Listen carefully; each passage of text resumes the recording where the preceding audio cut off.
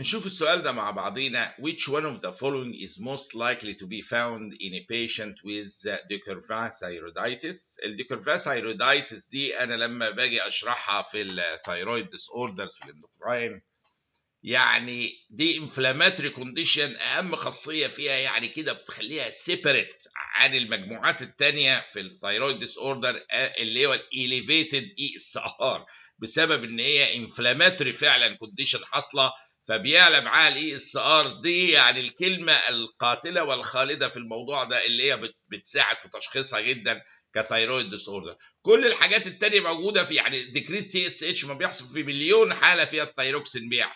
الانتي تي اس اتش ريسبتور انتي بودي في الجريفز ديزيز مش في الديكورفا ثايرويدايتس. انتي ثايرويد بيريكسيديز انتي بوديز في الهاشيموتو ثايرويدايتس. كو اكزيستنس اوف تايب 2 دايابيتس ده مع الهاشيموتو برضه. لكن الحاجه الخاصه بيها اللي هي انفلاماتوري كونديشن قويه في الثايرويد معاها elevated erythrocytic sedimentation rate اللي هي ديكرفا او سب اكيوت ثايرويدايتس is painful swelling في الثايرويد جلاند اهو. Thought to be triggered by viral infection such as mumps or flu is most commonly seen في الwomen بين 20 ل 50. usually causes high temperature ما فيها inflammation وفيرال زي ما قلنا and pain في النك كأنها viral inflammation والبين ده ممكن يوصل للجو والاير كمان. ESR is typically elevated. هو دي مع الديكرفا ثايرويدايتس الكلمة اللي بتفصلها على الباقيين. كل الحاجات التانية زي ما شفنا مش خاصة بيها على الإطلاق. هنا عندي ملاريا causes which of the following types of splenomegaly. عندي حاطط immune hyperplasia, reticular endothelial cell hyperplasia, congestion, infiltration, neoplastic. هو بداية ما هياش congestion لأنها مش portal hypertension وcongestive splenomegaly مش كده خالص، ولا infiltration بحاجة في ولا neoplastic.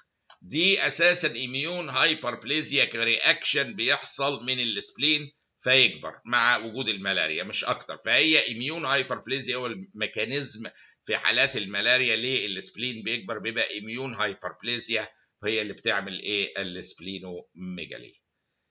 طيب نشوف السؤال ده كده مع بعض. 65-year-old woman develops a wrist drop.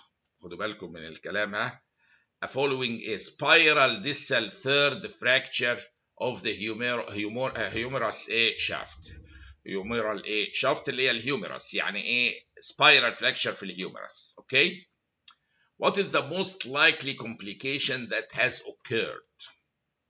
اخطر complication في الهيومورال شافت او الهيوميرس، يعني spiral fracture ده اللي عمل ريست drop. What is the most likely complication that has occurred؟ معروف في السبايرال فراكشرز بتاع الهيوميرس مشهور جدا جدا حدوث راديال نيرف انجري، وهو على طول اول ما قال ريست دروب على طول فكرنا في راديال نيرف انجري. يعني هي دي الصفه بقى، ومشهور قوي مع اللور ثيرد بتاع الهيوميرس السبايرال فراكشر يضرب الراديال نيرف يعمل راديال نيرف بولسي. طيب تعالوا نشوف هنا السؤال ده. which of the following statements regarding AIDS are false؟ هو بيقول after exposure the virus bind to CD4 receptors. كلام مظبوط 100%. هو عاوز الغلط. The gut associated lymphoid tissue اللي هو GALT is not affected. طبعا دي غلط 100% من البداية قبل ما اكمل اي حاجة. ليه بقى؟ لان دي من اكتر الاماكن دي مليانة CD4 receptors وبيحبها قوي الايدز الجات ليمفوما دي، ويمسك في gut associated lymphoid tissue. فالاجابه الغلط ان هي gut associated lymphoid tissue is not affected في الايدز. لا ده affected وaffected وaffected. يعني هنا الجات associated lymphoid tissue ده اهو بانواع الليمفوما زي ادي صورها اهو بانواع ودرجات مختلفه. is the largest component of the lymphoid system. اكبر component هو الجات، تصوروها انتوا دي. comprising التونسلز والبيرز باتشز كل دي تبعه، والليمفويد اجريجيتس في الاستومك والسمول انتستين والليمفويد سيلز في اللامينا بروبريا كل دول تبعه. الجالت دي contains the highest concentration of CD4 positive cells اللي عليها الريسبتورز بتاع الايدز making it an ideal target for HIV infection. فلما يجي يقول لي هو في السؤال ان هو الجات اسوشيتد ليمفويد تيشو is not affected في الايدز، لا ده هو يعني اللي ما كانش ده affected، امال مين يبقى ايه affected؟ فدي كانت الاجابه ايه الخطا زي ما شفنا. عندي واحدة عندها 37 سنة woman gravida 3 para 3 came للphysician for very painful menses. عندها painful menses that have caused her to miss at least 3 days of work، يعني عنيف during each menstrual cycle for the last 6 months. بقالها 6 أشهر عندها المشكلة دي. Menses occurs with the heavy bleeding at regular 28 day interval. يعني منتظمة معاها. She also has constant dull pain في pelvic region between cycles، يعني على طول عندها ايه pain في pelvic region حتى ايه ما بين ايه السايكلز. She is otherwise healthy. She weighs يعني 53 كيلوغرام and is حوالي 160 سنتيمتر طول. البي ام اي body mass index كان 20. pelvic examination shows no abnormalities. جميل. الى الان مفيش حاجه striking، يعني الى الان عندها painful menses ودي ليها differential diagnosis معين، بس ما جابليش لسه الحته اللي هي اقدر ايه اقول التشخيص الاولي يكون ايه. pelvic ultrasonography shows، تعالوا بقى الكلام الكبير، a uniformly enlarged uterus. اليوترس كان enlarged سنه and asymmetric، خدوا بالكم من كل حرف هنا، thickening of myometrial wall with a poorly defined endometrial border. يعني في asymmetrical thickening في المايومتريال وول بتاع اليوترس و poorly defined endometrial border، واضح ان هو داخل سن ايه على ايه اليوتراين ماسلز.